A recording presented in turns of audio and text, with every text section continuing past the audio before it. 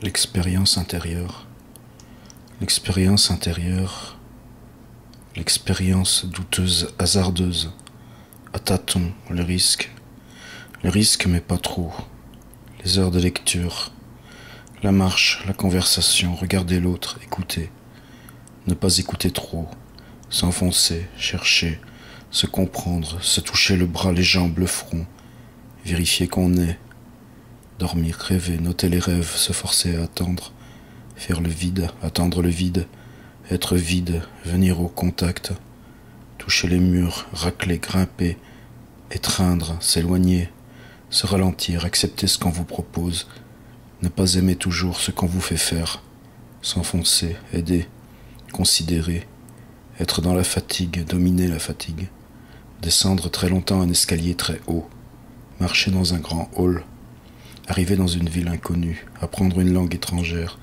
être perdu dans une langue étrangère, être perdu dans une ville inconnue, être perdu en soi-même, être perdu tout court, n'avoir pas de solution à, ne pas trouver d'issue à, les problèmes, ne pas s'en sortir, les évidences, ne les pas comprendre, ce que vous disent les autres, n'importe quels autres, avoir peine à l'entendre. La parole qui vous concerne le plus, c'est elle qui vous reste inaccessible. On peut vous le dire 3 fois, 30 fois. Vous ne comprendrez pas, vous resterez maladroit. Vous resterez muet où il aurait fallu parler.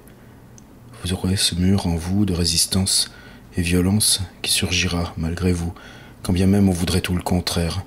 On ne s'aime pas, on ne se regarde pas, on ne se tolère pas. On voudrait s'en aller, marcher dans les rues, sans fin, ou tout le contraire, s'enclore dans un cinéma, rester là dans la pièce noire. Moi je reste dans la pièce noire. Moi je sais attendre des heures dans une gare. Moi je n'ai même pas besoin des livres. Je les déplie dans mon souvenir, en déroule les figures, les grimaces, les landes, les splendeurs. L'expérience intérieure est un secret qui à vous-même n'est pas accessible. L'expérience intérieure est un coin dur, fiché en vous dans l'immensité de ce qui ne saurait répondre à cette idée. L'expérience intérieure ne se conquiert pas, elle surgit du souvenir, du front touché de vos morts dans l'adieu.